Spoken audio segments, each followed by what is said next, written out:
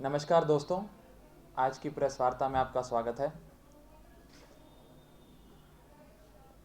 मोदी सरकार ने 2 दिन पहले एक चौंका देने वाली घोषणा करी, जिसमें उन्होंने कहा कि राजनीतिक दलों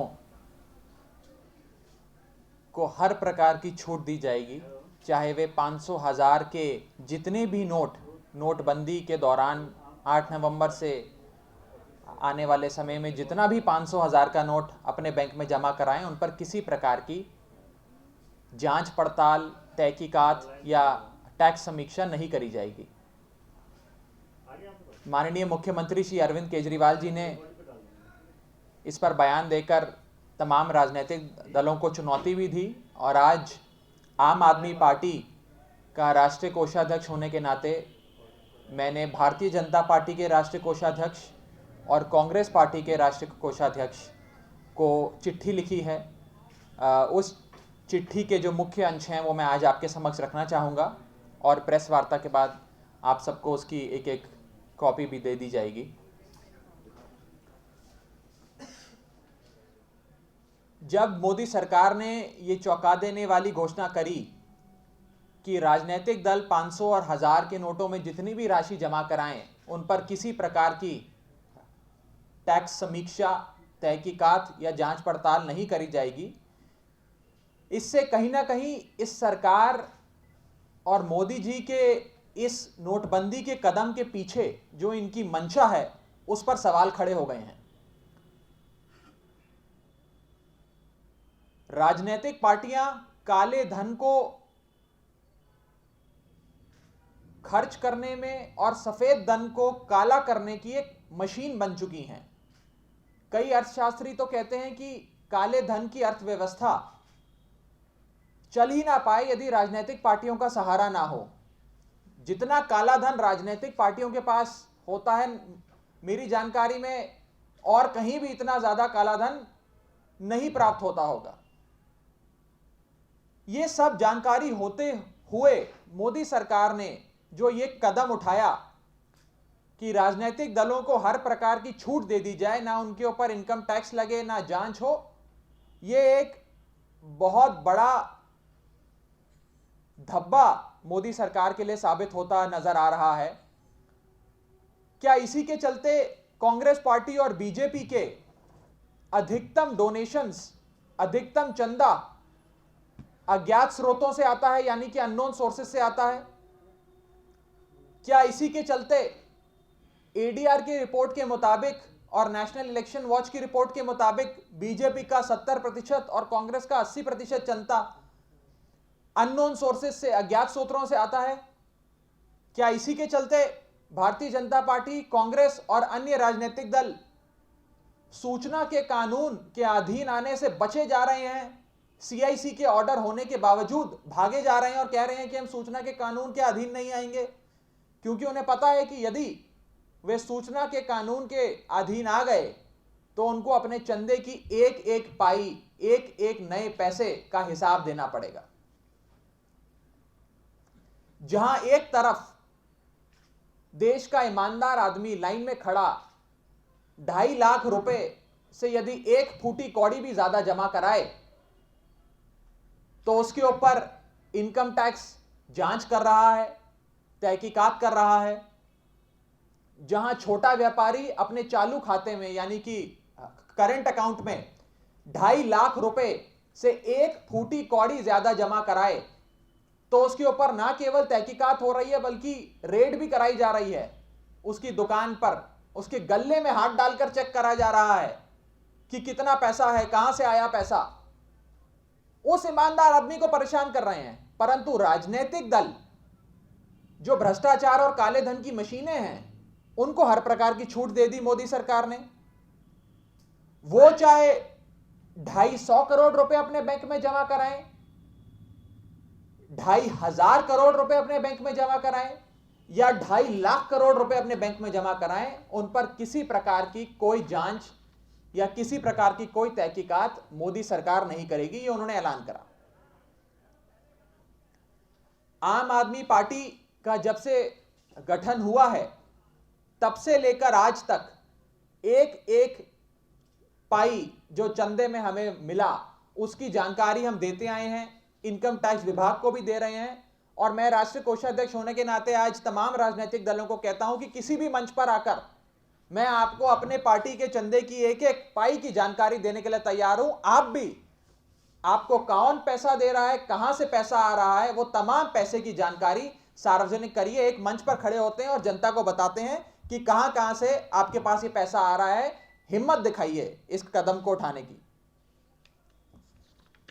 और यदि भारतीय जनता पार्टी, कांग्रेस, इन दोनों पार्टियों का वास्तव में भ्रष्टाचार और कालेधन से लड़ने का इरादा गंभीर है, तो आज मैं कांग्रेस के राष्ट्रीय कोषाध्यक्ष और बीजेपी के राष्ट्रीय कोषाध्यक्ष के सामने कुछ बिंदु रखने जा रहा हूं और मैं उम्मीद करूंगा कि वे इन बिंदुओं को लागू करें। पहली चीज, 20,000 रुपए तक चंदा लेने की आड़ में राजनीतिक दल अपने चंदे का अधिकतम हिस्सा नहीं बताते। ये कहते हैं ये चंदा 20,000 रुपए का है या 20,000 रुपए से कम का है और हम इसकी जानकारी आपको नहीं देंगे। अननोन सोर्सेज, ओपेक डोनेशंस का पूरा खाता ये लोग चलाते हैं और अपना खाता ना किसी संस्था को देते हैं ना जनता को देते हैं। तो मेरी पहली मांग तो उनसे यह है कि आप 20,000 रुपए से कम का चंदा भी जो लिया है और 20,000 रुपए से ज्यादा भी जो चंदा लिया है और कहां कहां से वो पैसा आया, किस किस व्यक्ति ने आपको वो पैसा दिया, ये तमाम जानकारी सार्वजनिक करिए। दूसरी चीज, एडीआर की रिपोर्ट के मुताबिक बीजेपी और कांग्रेस का अधिकतम चंदा, मैक्सिमम डोनेशन अननोन सोर्सेस से आता है, बेनामी स्रोतों से आता है। हमारी यह मांग है कि बीजेपी और कांग्रेस के राष्ट्रीय कोषाध्यक्ष, इन दोनों दलों के नेता आपको कहां कहां से ये चंदा आ रहा है जो आप अज्ञात सोर्सेस से, बेनामी स्रोतों से बता रहे हैं, इसकी जानकारी सार्वजनिक करिए। हमारा थर्ड पॉइंट, 8 नवंबर के बाद बीजेपी और कांग्रेस ने 500 और 1000 के नोट में कितना पैसा जमा कराया अपने बैंक में और किस किस व्यक्ति ने उनको यह चंदा दिया, इसकी जानकारी बीजेपी और कांग्रेस के राष्ट्रीय कोषाध्यक्ष सार्वजनिक करें। चौथा पॉइंट,